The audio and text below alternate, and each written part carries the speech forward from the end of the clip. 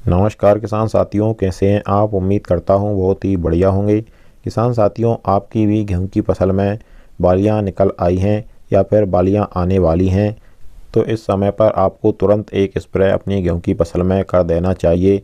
इस एक स्प्रे से ही आपकी गेहूं की फसल की काया ही पलट जाएगी। आपकी गेहूं की फसल में जो बालियां निकल आई हैं या फिर निकलने वाली हैं, वह लंबी मोटी हो जाएंगी। बालियों में ज़्यादा से ज़्यादा दाने बनेंगे और दाने मोटे एवं चमकदार वजनदार बनेंगे। किसान साथियों, पूरी जानकारी अच्छी तरीके से बताएंगे, उससे पहले हमारा आपसे बस एक छोटा सा निवेदन है। सभी किसान भाई जो भी अपनी सभी फसलों की सही और समय पर जानकारी आगे भी प्राप्त करना चाहते हैं, तो हमारे चैनल को सब्सक्राइब कर लीजिए, वीडियो को लाइक कर दीजिए और ज़्यादा से ज़्यादा हमारे सभी किसान दोस्तों के साथ इस वीडियो को शेयर भी करिएगा। किसान साथियों, इस स्प्रे में आपको लेना है NPK 0050। NPK 0050 में 50% पोटास पाया जाता है।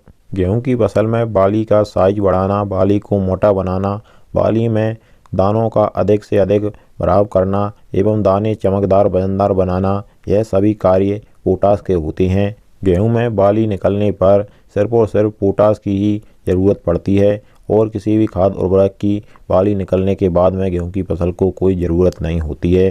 NPK 0050 की मात्रा की बात करें तो आपको 1 kg लेना है 1 एकड़ खेत के लिए और लगभग 150 लीटर पानी के साथ में स्प्रे कर देना है।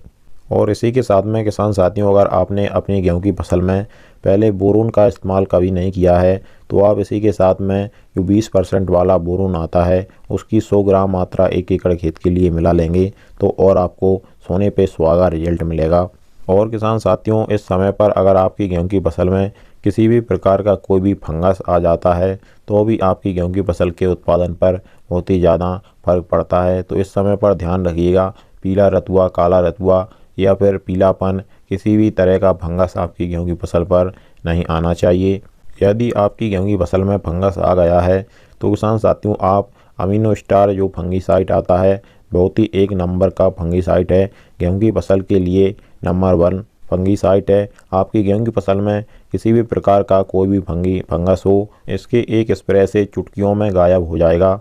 अमीनो स्टार जो फंगीसाइड है किसान साथियों, है थोड़ा महंगा आता है। अगर आपकी गेहूं की फसल में ज़्यादा फंगस का अटैक है तो आप इसका स्प्रे कर सकते हैं। अगर आपकी गेहूं की फसल में थोड़ा थोड़ा फंगस आपको लगता है कि फंगस लगने वाला है, तो कम मात्रा में फंगस है, तो आपको जो कार्बेंडाजिम प्लस मैनकोजेब का कॉम्बिनेशन वाला जो साप नाम का फंगीसाइड आता है, यह बहुत ही सस्ता पड़ेगा आपको। आप इसका स्प्रे करके भी कम मात्रा में, अगर आपकी गेहूं की फसल में फंगस है, तो इससे आराम से अपनी गेहूं की फसल को बचा सकते हैं।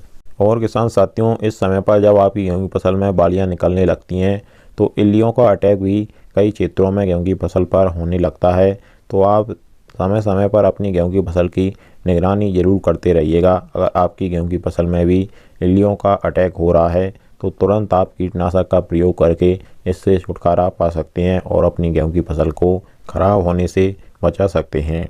किसान साथियों, हम आपको एक बार फिर बता दें, गेहूं की फसल की लंबी मोटी बालियां करने के लिए आप NPK 0050 का स्प्रे अपनी गेहूं की फसल में ज़रूर करिएगा। और यह स्प्रे आप बालियां निकलने के बाद भी कर सकते हैं और पहले भी कर सकते हैं। आपको बहुत ही अच्छे रिजल्ट मिलेंगे।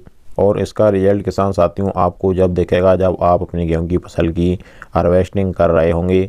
आपने जब NPK 0050 का स्प्रे किया है, उस खेत के गेहूं की क्वालिटी को देखना, और जो दूसरे किसानों ने इसका स्प्रे नहीं किया है उसके खेत की क्वालिटी को देखेंगे, तो आपको अंतर अपने आप समझ में आ जाएगा।